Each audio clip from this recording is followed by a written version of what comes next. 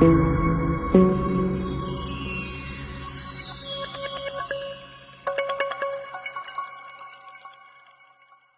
सत्कारयोग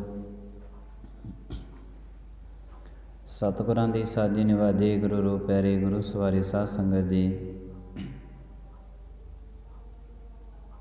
सतगुरां ने महान बख्शिश की है।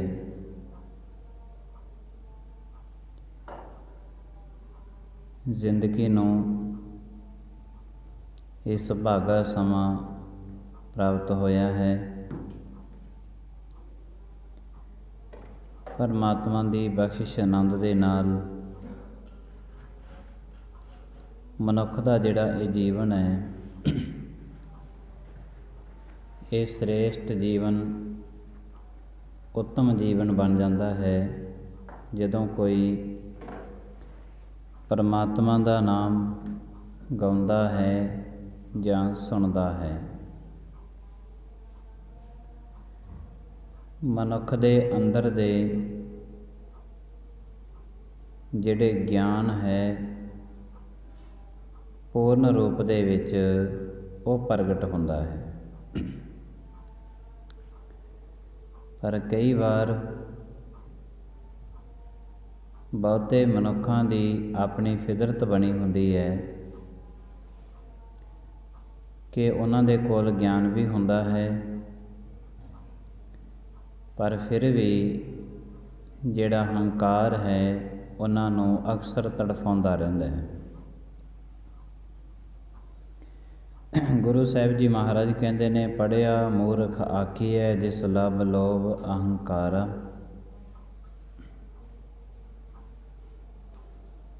एक अनपढ़ बंदा है, एक बहुता ज़्यादा पढ़े लिखिया है।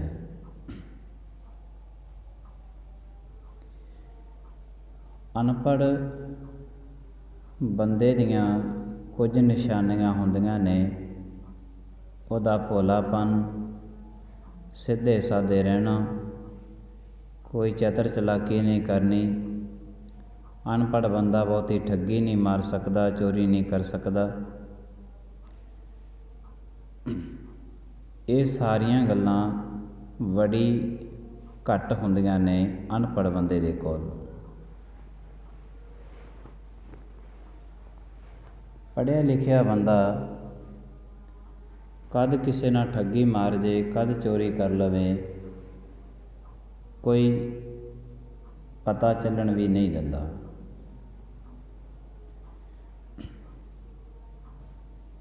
क्योंकि उहदे कोल ज्ञान है चोरी करन दा, बेईमानी करन दा, ठगी करन दा। एक बिल्कुल अज्ञानी है, उन्होंने कुछ भी नहीं पता। ऐसे जिहड़े भोले भाले इंसान हुंदे ने, अक्सर वो रब नूं बड़े प्यारे लगदे ने। क्योंकि जे चतर ते चलाकियां दे नाल कोई रब नूं पाउणा चाहुंदा होवे, मुश्किल है। ये मन चंचला चतुराई किने ना पाया। गुरु साहिब जी महाराज कहते ने कि इन्हां दी तादाद, भोले भाले इंसानां दी तादाद संसार विच बहुत घट है। ज़्यादातर जिहड़ी दुनिया है, इसका रुझान बन गया है कि इन्हां ने बहुता ही दुनिया दे विचों इकट्ठा ज्ञान करना है। जिमें जिमें ये बाहर नूं भज्जे ने ज्ञान इकट्ठा करन वास्ते, उन्ना ही इन्हां ने अपना धरती तो पैर छड़ दिते ने, अपने असली मंतव तो अनजान ने।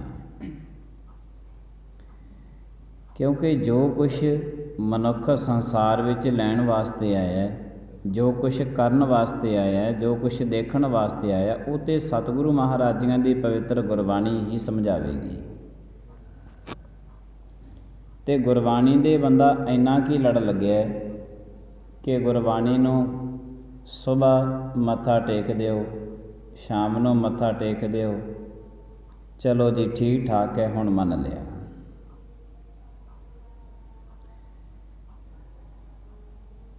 ਗੁਰੂ ਨਾਨਕ ਦੇਵ ਸਾਹਿਬ ਜੀ ਮਹਾਰਾਜ ਇਸ ਨੂੰ ਇੰਜ ਵੀ ਬਿਆਨ ਕਰਦੇ ਨੇ ਕਿ ਤੂੰ ਜੋ ਰੱਬ ਦੇ ਘਰ ਦੇ ਵਿੱਚ ਆਇਆ ਹੈ ਜਾਂ ਆ ਰਿਹਾ ਹੈ ਲੰਮੇ ਸਮੇਂ ਤੋਂ, ਤੂੰ ਕੁਝ ਨਾ ਕੁਝ ਤੇ ਲਾਹਾ ਲੈਣਾ ਸੀ। ਜੇ ਗੁਰਬਾਣੀ ਤੋਂ ਲਾਹਾ ਨਾ ਲੈਤਾ, ਬਾਹਰ ਦੀ ਹਮੇਸ਼ਾ ਤੈਨੂੰ ਖਿੱਚ ਰਹੀ, ਕਿਉਂਕਿ ਮਨੁੱਖ ਨੂੰ ਬਾਹਰ ਜਿਹੜਾ ਹੈ ਇਹਨਾਂ ਦੋ ਨੇਤਰਾਂ ਦੇ ਨਾਲ ਬਹੁਤ ਕੁਝ ਦਿਖਾਈ ਦਿੰਦਾ ਹੈ। ਦੋ ਨੇਤਰਾਂ ਦੇ ਨਾਲ ਬੜੀ ਦੂਰ ਤੱਕ ਦੀ ਨਜ਼ਰ ਹੈ ਮਨੁੱਖ ਦੀ। ਇਹਦੀ ਬੜੀ ਦੂਰ ਤੱਕ ਦੀ ਨਜ਼ਰ ਹੈ, ਪਰ ਜੋ ਕੁਛ ਇਹਦੇ ਮਨੁੱਖ ਦੇ ਅੰਦਰ ਵਸਦਾ ਹੈ ਉਹਨੂੰ ਇਹ ਦੇਖ ਨਹੀਂ ਸਕਦਾ। ਤਾਂ ਗੁਰੂ ਨਾਨਕ ਦੇਵ ਸਾਹਿਬ ਜੀ ਮਹਾਰਾਜ ਨੇ ਐਸੇ ਮਨੁੱਖਾਂ ਨੂੰ ਕੀ ਕਿਹਾ, ਅੰਧੇ ਇਹ ਨਾ ਆਖੀਅਨ ਜਿਨ ਮੁਖ ਲੋਇਨ ਨਾਹੇ, ਅੰਧੇ ਸੇਈ ਨਾਨਕਾ ਜੇ ਖਸਮੋਂ ਕੁੱਥੇ ਜਾਏ। ਜਿਹੜੇ ਮਨੁੱਖ ਨੂੰ ਦੂਰ ਪਈਆਂ ਵਸਤੂਆਂ ਨਹੀਂ ਦਿਸਦੀਆਂ, ਜਾਂ ਜਿਨ੍ਹਾਂ ਮਨੁੱਖਾਂ ਦੇ ਸਰੀਰ ਦੇ ਮੁਖੜੇ ਦੇ ਉੱਪਰ ਦੋ ਨੇਤਰ ਨਹੀਂ ਲੱਗੇ, ਇਹਨਾਂ ਨੂੰ ਤੁਸੀਂ ਅੰਧੇ ਨਾ ਆਖੋ।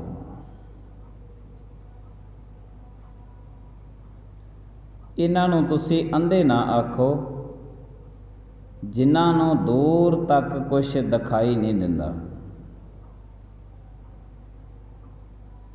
ਦੂਰ ਤੱਕ ਪਏ ਹੋਏ ਪਦਾਰਥ ਮਨੁੱਖ ਨੂੰ ਦਿਖਾਈ ਦਿੰਦੇ ਨੇ, ਮਨੁੱਖ ਦੇ ਅੰਦਰ ਬੈਠਾ ਪਰਮਾਤਮਾ ਇਸ ਨੂੰ ਦਿਖਾਈ ਨਹੀਂ ਦਿੰਦਾ।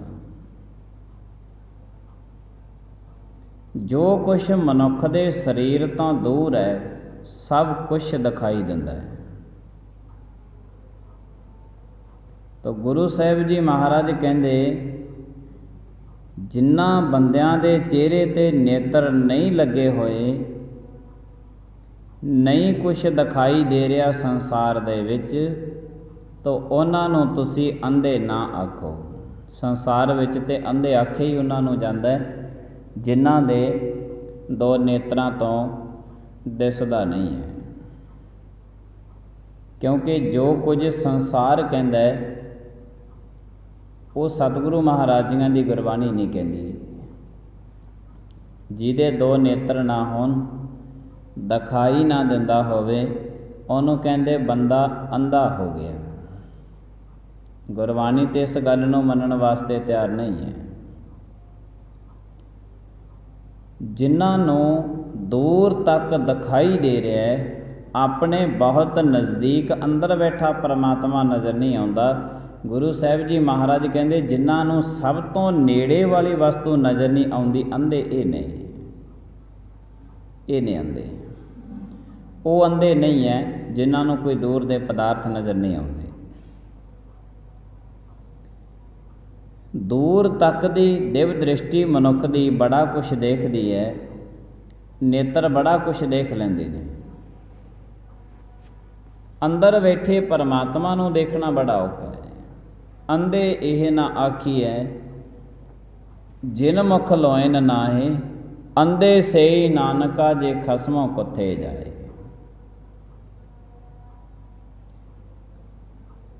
ਅੰਦਰ ਬੈਠਾ ਪਰਮਾਤਮਾ ਇਸ ਨੂੰ ਨਜ਼ਰ ਨਹੀਂ ਆਉਂਦਾ, ਦੂਰ ਦੀ ਬੜਾ ਕੁਛ ਇਸ ਨੂੰ ਦਿਖਾਈ ਦਿੰਦਾ, ਬੜਾ ਕੁਝ ਸਮਾਜ ਦੇ ਵਿੱਚ ਦੇਖਦਾ ਹੈ। ਬਹੁਤੇ ਮਨੁੱਖਾਂ ਦੀਆਂ ਨਜ਼ਰਾਂ ਤੇ ਇਤਨੀਆਂ ਵੀ ਤੇਜ਼ ਨੇ, ਇਹ ਕੰਧ ਦੇ ਓਲੇ ਵੀ ਸਾਰਾ ਕੁਝ ਦੇਖ ਲੈਂਦੀਆਂ ਨੇ। ਇਹਨਾਂ ਦਾ ਦਿਮਾਗ ਇਤਨੇ ਚਤੁਰ, ਇਤਨੇ ਚਲਾਕ, ਇਤਨੀ ਹੁਸ਼ਿਆਰੀ ਕਿ ਸਭ ਕੁਛ ਇਹਨਾਂ ਨੂੰ ਜੋ ਦਿਖਾਈ ਵੀ ਨਹੀਂ ਦਿੰਦਾ, ਇਹ ਉਹ ਵੀ ਦੇਖ ਲੈਂਦੇ ਨੇ। ਤੋ ਸਾਰੀ ਜ਼ਿੰਦਗੀ ਮਨੁੱਖ ਇਹੋ ਹੀ ਚੀਜ਼ਾਂ ਸਮਾਜ ਦੇ ਵਿੱਚ ਨੋਟ ਕਰਦਾ ਹੈ, ਔਰ ਇਹਨਾਂ ਚੀਜ਼ਾਂ ਦੀ ਚਤਰ ਚਲਾਕੀਆਂ ਦੀਆਂ ਪੰਡਾਂ ਭਰ ਭਰ ਕੇ ਆਪਣੇ ਸਿਰ ਤੇ ਰੱਖਦਾ ਰਹਿੰਦਾ ਹੈ ਸਾਰੀ ਜ਼ਿੰਦਗੀ। ਮਰਦੇ ਦਮ ਤੱਕ ਮਨੁੱਖ ਦੀ ਇਹ ਕਰਮ ਬਣਿਆ ਹੋਇਆ ਹੈ। ਇਹ ਚਤਰ ਚਲਾਕੀਆਂ ਦੇ ਨਾਲ, ਇਹਨਾਂ ਦੇ ਨਾਲ ਰੱਬ ਨੂੰ ਨਹੀਂ ਪਾਇਆ ਜਾ ਸਕਦਾ। ਇਹ ਮਨ ਚੰਚਲਾ ਚਤੁਰਾਈ ਕਿਨੇ ਨਾ ਪਾਇਆ, ਚਤੁਰਾਈ ਨਾ ਪਾਇਆ ਕਿਨੇ ਤੂੰ ਸੁਨ ਮਨ ਮੇਰਿਆ। ਰੱਬ ਕਦੇ ਇਹਨਾਂ ਦੇ ਨਾਲ ਪਾਇਆ ਜਾਵੇਗਾ? ਗੁਰੂ ਸਾਹਿਬ ਜੀ ਮਹਾਰਾਜ ਕਹਿੰਦੇ, ਜਿਸ ਦਿਨ ਇਹ ਤੇਰੀਆਂ ਜਿਹੜੀਆਂ ਅੱਖੀਆਂ ਦੂਰ ਤੱਕ ਜਾਂਦੀਆਂ ਨੇ, ਕਿਉਂਕਿ ਬਹੁਤੇ ਭਗਤ, ਰੱਬ ਦੇ ਭਗਤ ਐਸੇ ਵੀ ਹੋਏ ਨੇ। ਸੂਰਦਾਸ ਜਦ ਬਾਹਰ ਝਾਕਦੇ ਸੀ, ਉਹਦਾ ਸਾਰੇ ਦਾ ਸਾਰਾ ਅੰਦਰ ਦਾ ਗਿਆਨ ਦੂਰ ਤੱਕ ਚਲਿਆ ਜਾਂਦਾ ਸੀ ਅੱਖਾਂ ਰਾਹੀਂ, ਤੇ ਸੂਰਦਾਸ ਨੇ ਆਪਣੀਆਂ ਅੱਖਾਂ ਹੀ ਕੱਢ ਲੈਤੀਆਂ ਸੀ। ਕਹਿੰਦੇ ਇਹੀ ਜਿਹੜਾ ਬਾਹਰ ਹੈ ਗਿਆਨ ਲੈ ਕੇ ਜਾਂਦੀਆਂ, ਇਹਨਾਂ ਨੂੰ ਹੀ ਕੱਢ ਦਿਓ। ਅੰਧੇ ਹੋ ਗਏ ਸਨ ਅੱਖੀਆਂ ਤੋਂ, ਦੋਨੇ ਅੱਖਾਂ ਕੱਢ ਦਿੱਤੀਆਂ ਸੀ। ਗੁਰੂ ਸਾਹਿਬ ਜੀ ਮਹਾਰਾਜ ਕਹਿੰਦੇ, ਜੋ ਕੁਛ ਤੈਨੂੰ ਬਾਹਰ ਖਿੱਚ ਕੇ ਲਿਜਾ ਰਿਹਾ ਹੈ, ਬਸ ਇਤਨਾ ਹੀ ਫਰਕ ਹੈ ਕਿ ਸਮਾਜ ਦੇ ਵਿੱਚ ਵਿਚਰਦਾ ਹੋਇਆ ਮਨੁੱਖ ਕੁਛ ਬੋਲਦਾ ਹੈ, ਕੁਛ ਦੇਖਦਾ ਹੈ, ਇਹਨੂੰ ਹਮੇਸ਼ਾ ਬਾਹਰ ਦੀ ਭੱਜ ਦੌੜ ਹੈ। ਸਤਿਗੁਰੂ ਮਹਾਰਾਜ ਜੀ ਇਸ ਨੂੰ ਅੰਦਰ ਦੀ ਭੱਜ ਦੀ ਦੌੜ ਕਰਾਉਂਦੇ ਨੇ। ਭੱਜ ਦੌੜ ਜੇ ਭੱਜਣਾ ਹੈ, ਦੌੜਨਾ ਹੈ, ਤੂੰ ਆਪਣੇ ਅੰਦਰ ਕਰ। ਤੇ ਜੇ ਤੂੰ ਆਪਣੇ ਅੰਦਰ ਨਹੀਂ ਕਰਦਾ ਤਾਂ ਤੈਨੂੰ ਪਤਾ ਨਹੀਂ ਲੱਗਣਾ ਕਿ ਤੂੰ ਸੰਸਾਰ ਵਿੱਚ ਆਇਆ ਕੀ ਲੈਣ ਵਾਸਤੇ ਹੈ ਤੇ ਕਰ ਤੂੰ ਕੀ ਰਿਹਾ। ਇਸੇ ਕਰਕੇ ਗੁਰਬਾਣੀ ਦਾ ਜਿਹੜਾ ਮੇਲ ਮਿਲਾਪ ਹੈ, ਮਨੁੱਖ ਦਾ ਮੇਲ ਮਿਲਾਪ ਗੁਰਬਾਣੀ ਦੇ ਨਾਲ ਬਹੁਤਾ ਨਹੀਂ ਜੁੜਦਾ। ਇਸੇ ਕਰਕੇ ਪਰਮਾਤਮਾ ਦੇ ਘਰ ਦੇ ਵਿੱਚ ਜਿੰਨਾ ਕੁ ਟਾਈਮ ਬੈਠਣਾ ਹੁੰਦਾ ਹੈ, ਓਨਾ ਕੁ ਟਾਈਮ ਬੜੇ ਅਦਭੁਤ ਆਸ਼ਚਰਜ ਜਿਹਾ ਹੋ ਕੇ ਬੈਠਾ ਰਹਿੰਦਾ ਹੈ। ਢੂਈ ਦੇ ਵਿੱਚ ਵਿੰਗ ਪਾਏ ਨੇ, ਮੱਥੇ 'ਤੇ ਵੱਟ ਪਾਏ ਹੋਏ ਨੇ, ਨਫ਼ਰਤ ਦਾ ਭਰਿਆ ਤਣਾਅ ਦੇ ਵਿੱਚ ਸਰੀਰ ਹੈ, ਉਹਨਾਂ ਕੁ ਟਾਈਮ ਪਰਮਾਤਮਾ ਦੇ ਚਰਨਾਂ ਵਿੱਚ ਬੈਠਦਾ ਹੈ। ਤੋ ਜੇ ਇਸ ਦਾ ਤਣਾਅ ਖਤਮ ਨਹੀਂ ਹੋਇਆ, ਮਨੁੱਖ ਹਮੇਸ਼ਾ ਤਣਾਅ ਦੇ ਵਿੱਚ ਰਹਿੰਦਾ ਹੈ। ਕਦੇ ਉਸ ਨੂੰ ਨੇਤਰ ਖਿੱਚਦੇ ਨੇ, ਕਦੇ ਉਸ ਨੂੰ ਸ਼ਰਵਣ ਖਿੱਚਦੇ ਹਨ, ਕਦੇ ਉਸ ਨੂੰ ਸਰੀਰ ਖਿੱਚਦਾ ਹੈ, ਕਦੇ ਉਸ ਨੂੰ ਮਨੁੱਖ ਦੀ ਰਸਨਾ ਖਿੱਚ ਕੇ ਲੈ ਕੇ ਜਾਂਦੀ ਹੈ, ਕਦੇ ਉਸ ਨੂੰ ਪਦਾਰਥ ਖਿੱਚਦੇ ਨੇ। ਬੜਾ ਕੁਛ ਜਿਹੜਾ ਤਣਾਅ ਭਰਿਆ ਜੀਵਨ ਮਨੁੱਖ ਦਾ ਹੈ ਅਜੋਕੇ ਸਮੇਂ ਦਾ। ਇਤਨੇ ਤਣਾਅ ਭਰੇ ਜੀਵਨ ਦੇ ਵਿੱਚ ਜਦੋਂ ਮਨੁੱਖ ਦੇ ਚਾਰ ਚੁਫੇਰੇ ਇੱਕੋ ਜੀਵਨ ਦੇ ਪੂਰਨ ਰੂਪ ਦੇ ਵਿੱਚ ਖਿੱਚ ਧੂ ਹੋ ਰਹੀ ਹੈ, ਉਸ ਵਕਤ ਹੀ ਗੁਰੂ ਸਾਹਿਬ ਜੀ ਮਹਾਰਾਜ ਸੁਚੇਤ ਮਨੁੱਖ ਨੂੰ ਕਰਦੇ ਨੇ ਕਿ ਤੇਰਾ ਕਠੋਰਤਾ ਭਰਿਆ ਜਿਹੜਾ ਜੀਵਨ ਹੈ ਨਾ, ਇਹਨੂੰ ਨਿਮਰਤਾ ਦੇ ਵਿੱਚ ਲੈ ਕੇ ਆ। ਤੇ ਜਿਸ ਦਿਨ ਨਿਮਰਤਾ ਦੇ ਵਿੱਚ ਆਇਆ,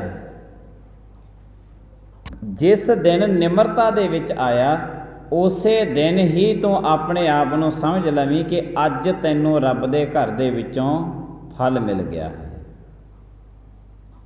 ਫਲ ਲੱਗੇ ਦਾ ਕੀ ਹੈ? ਜਦੋਂ ਦਰਖਤਾਂ ਦੇ ਇਕੱਲੇ ਪੱਤੇ ਤੇ ਟਹਿਣੀਆਂ ਹੋਣ, ਦਰਖਤ ਖੜੇ ਰਹਿੰਦੇ ਨੇ, ਪਰ ਜਦੋਂ ਕਿਸੇ ਨੂੰ ਦਰਖਤ ਨੂੰ ਫੁੱਲ ਲੱਗੇ ਜਾਂ ਉਹਨੂੰ ਫਲ ਲੱਗੇ ਤੇ ਉਹ ਹਮੇਸ਼ਾ ਨੀਵੇਂ ਹੋ ਜਾਂਦੇ ਨੇ। ਸਮਾਜ ਦੇ ਵਿੱਚ ਸਾਰੀ ਸ੍ਰਿਸ਼ਟੀ ਬਨਸਪਤੀ ਜਿਹੜੀ ਹੈ, ਇਹਨੂੰ ਅਸੀਂ ਇੰਝ ਹੀ ਤੱਕਦੇ ਹਾਂ। ਸਾਰੇ ਖੜੇ ਰਹਿੰਦੇ ਨੇ, ਦਰਖਤ ਜਦ ਉਹਨੂੰ ਫੁੱਲ ਲੱਗਦੇ ਨੇ, ਫਲ ਲੱਗਦੇ ਨੇ, ਉਹ ਨੀਵੇਂ ਹੋ ਜਾਂਦੇ ਨੇ। ਜਦੋਂ ਮਨੁੱਖ ਨੂੰ ਗੁਰੂ ਦੇ ਸ਼ਬਦ ਦੀ ਚੋਟ ਲੱਗ ਗਈ ਤੇ ਇਹ ਮਨੁੱਖ ਦਾ ਜਿਹੜਾ ਜੀਵਨ ਹੈ, ਤਣਾਅ ਦੇ ਵਿੱਚੋਂ ਨਿਕਲ ਕੇ ਨਿਮਰਤਾ ਦੇ ਵਿੱਚ ਆ ਜਾਊਗਾ, ਤਣਾਅ ਦੇ ਵਿੱਚੋਂ ਨਿਕਲ ਜਾਵੇਗਾ। ਜਦੋਂ ਇਹ ਤਣਾਅ ਦੇ ਵਿੱਚ ਜਿੰਨਾ ਟਾਈਮ ਚੱਲ ਰਿਹਾ ਹੈ, ਇਹ ਤਣਾਅ ਦੇ ਵਿੱਚੋਂ ਹੀ ਸਤਿਗੁਰੂ ਮਹਾਰਾਜ ਜੀਆਂ ਦੀ ਪਵਿੱਤਰ ਗੁਰਬਾਣੀ ਇਸ ਨੂੰ ਕੱਢਦੀ ਹੈ। ਨਿਮਰਤਾ ਦੇ ਵਿੱਚ ਕਿੰਨੀ ਨਿਮਰਤਾ ਹੋਊਗੀ, ਕਿੰਨੀ ਨਿਮਰਤਾ ਦੇ ਵਿੱਚ। ਗੁਰੂ ਰਾਮਦਾਸ ਸਾਹਿਬ ਜੀ ਮਹਾਰਾਜ ਸਤਿਗੁਰਾਂ ਨੂੰ ਮਿਲਣ ਵਾਸਤੇ ਕੌਣ ਗਏ ਨੇ? ਸਾਹਿਬ ਸ੍ਰੀ ਗੁਰੂ ਨਾਨਕ ਦੇਵ ਸਾਹਿਬ ਜੀ ਮਹਾਰਾਜ ਜੀਆਂ ਦੇ ਵੱਡੇ ਸਾਹਿਬਜ਼ਾਦੇ ਬਾਬਾ ਸ਼੍ਰੀ ਚੰਦ ਜੀ। ਜਦ ਬਾਬਾ ਸ਼੍ਰੀ ਚੰਦ ਜੀ ਮਿਲਣ ਗਏ ਨਾ, ਗੁਰੂ ਸਾਹਿਬ ਜੀ ਮਹਾਰਾਜ ਦੇ ਨਾਲ ਬਚਨ ਵਿਲਾਸ ਹੋਏ। ਬੈਠਿਆਂ ਬੈਠਿਆਂ ਬੜੇ ਬਚਨ ਵਿਲਾਸ ਹੋਏ, ਜਿਵੇਂ ਅਸੀਂ ਸਤਿਗੁਰਾਂ ਦੇ ਨਾਲ ਬਚਨ ਵਿਲਾਸ ਕਰਦੇ ਹਾਂ।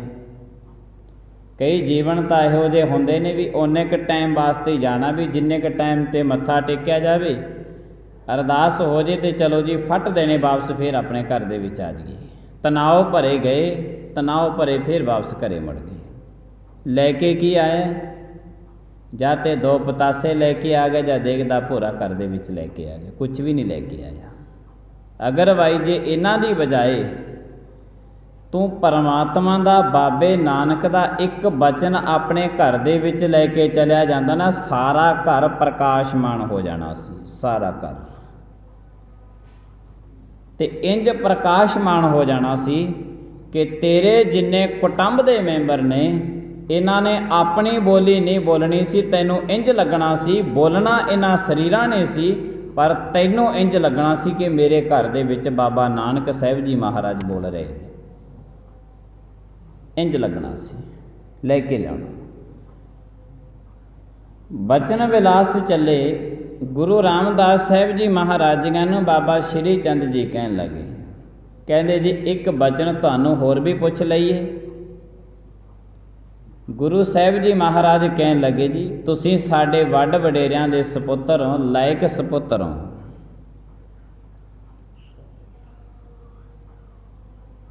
ਤੁਸੀਂ ਜੋ ਤੁਹਾਡਾ ਮਨ ਕਰਦਾ ਤੁਸੀਂ ਪੁੱਛੋ। ਗੁਰੂ ਰਾਮਦਾਸ ਸਾਹਿਬ ਜੀ ਮਹਾਰਾਜ ਨੂੰ ਬਾਬਾ ਸ਼੍ਰੀ ਚੰਦ ਜੀ ਕਹਿਣ ਲੱਗੇ, ਇਹ ਜਿਹੜਾ ਤੁਹਾਡੇ ਮੁਖੜੇ ਤੇ ਦਾੜਾ ਹੈ ਨਾ, ਇਹ ਬਹੁਤ ਲੰਬਾ ਅਤੇ ਬਹੁਤ ਸੋਹਣਾ ਦਾੜਾ ਹੈ। ਗੁਰੂ ਰਾਮਦਾਸ ਸਾਹਿਬ ਜੀ ਮਹਾਰਾਜ ਦਾ ਲੰਬਾ ਦਾੜਾ, ਬਹੁਤ ਸੋਹਣਾ ਦਾੜਾ।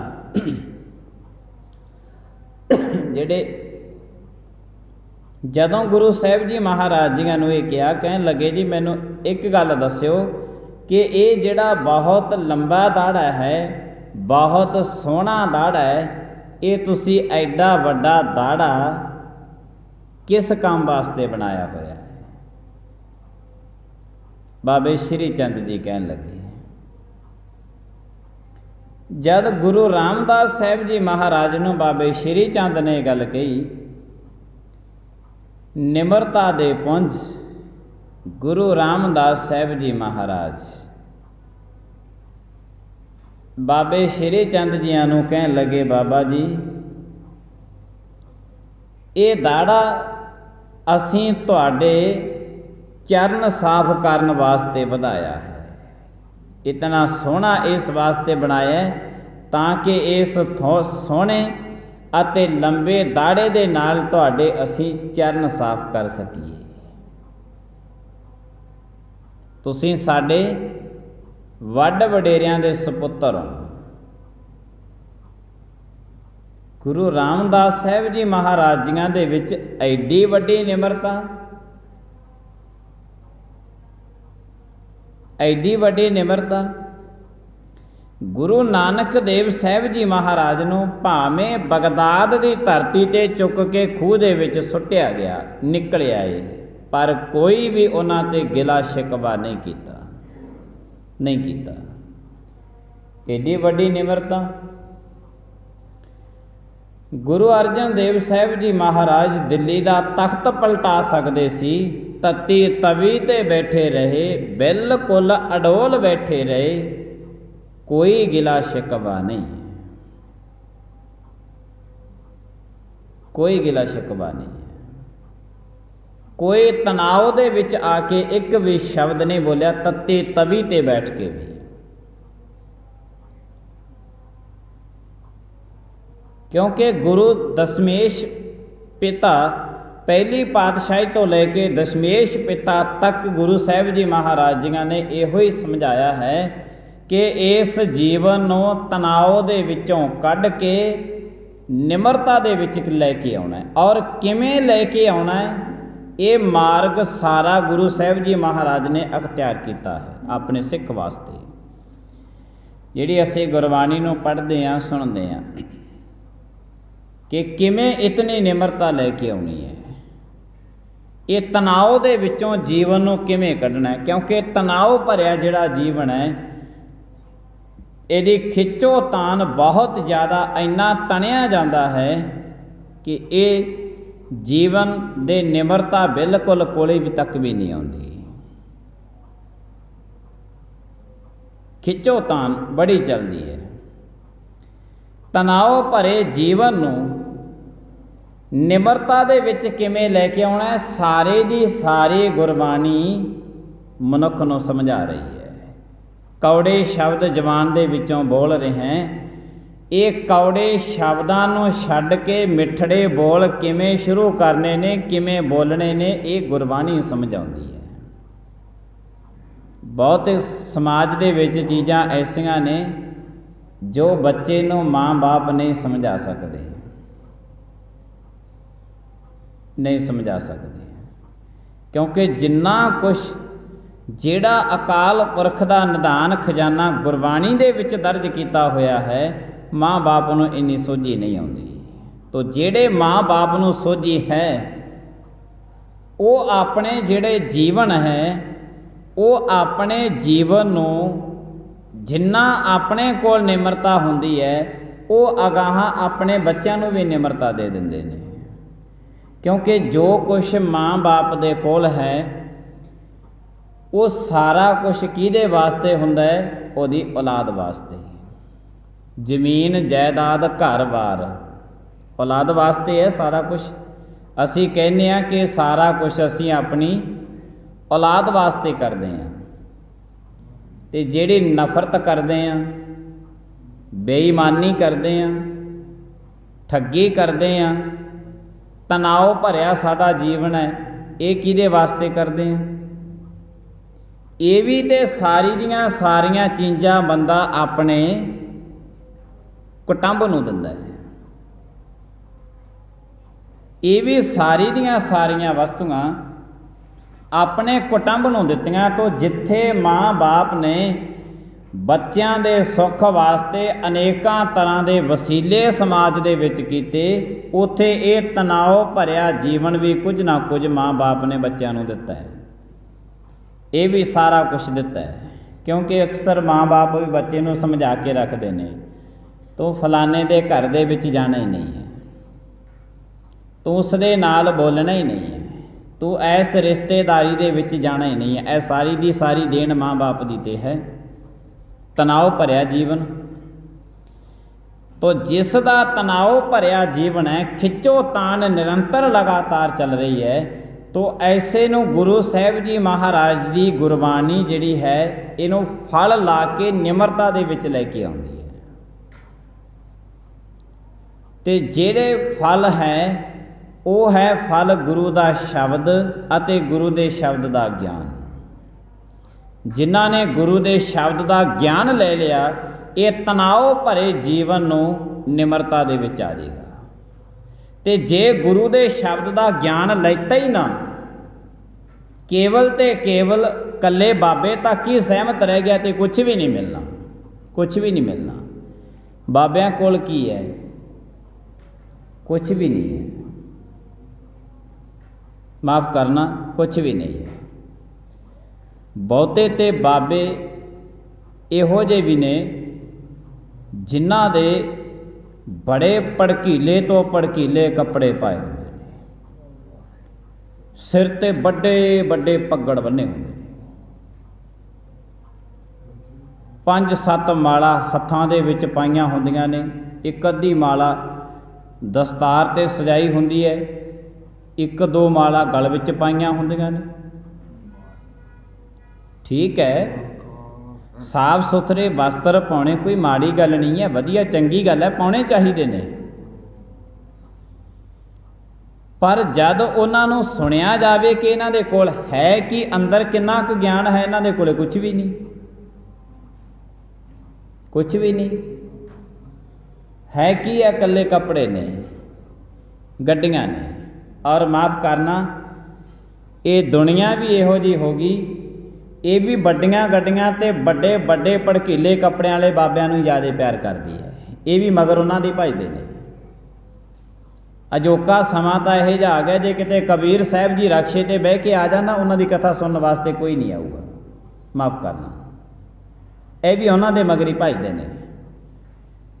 ਫਲਾਣੇ ਬਾਬੇ ਜੀ ਬੜੀ ਵਧੀਆ ਕਥਾ ਕਰਦੇ ਨੇ, ਬੜਾ ਸੋਹਣਾ ਸਮਾਗਮ ਕਰਦੇ ਨੇ। ਠੀਕ ਹੈ, ਬਾਬੇ ਸਾਰਾ ਸੋਹਣਾ ਸਮਾਗਮ ਕਰਦੇ ਨੇ, ਚੰਗੀ ਗੱਲ ਹੈ, ਪਰ ਇਤਨਾ ਕੁਝ ਵੀ ਕਿ ਬਾਹਰ ਦੀ ਬਹੁਤੀ ਟੌਰ ਹੋਵੇ ਤੇ ਮਨੁੱਖ ਦੇ ਕੋਲ ਅੰਦਰ ਕੁਝ ਵੀ ਨਾ ਹੋਵੇ, ਇਹ ਵੀ ਗੱਲ ਬਹੁਤੀ ਸੋਭਨੀਕ ਸਮਾਜ ਦੇ ਵਿੱਚ ਨਹੀਂ ਹੈ, ਬਹੁਤੀ ਸੋਭਾ ਨਹੀਂ ਦਿੰਦੀ ਹੈ।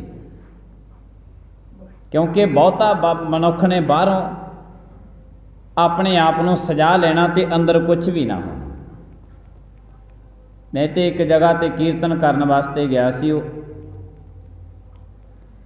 ਉੱਥੇ ਕੀਰਤਨ ਤੋਂ ਬਾਅਦ ਇੱਕ ਸੱਜਣ ਉੱਠ ਖੜਿਆ, ਮੈਕ ਫੜ ਲਿਆ ਉਹਨੇ, ਕਹਿੰਦਾ ਜੀ ਮੈਂ ਸੰਗਤਾਂ ਨੂੰ ਇੱਕ ਗੱਲ ਕਹਿਣੀ ਚਾਹੁੰਦਾ। ਚੰਗਾ ਪ੍ਰਕਾਸ਼ਮਾਨ ਦਾੜਾ, ਪੂਰਾ ਸਜਿਆ ਹੋਇਆ ਸਿੰਘ, ਪੂਰਨ ਤੌਰ ਤੇ ਦਰਸ਼ਨੀ, ਬਿਲਕੁਲ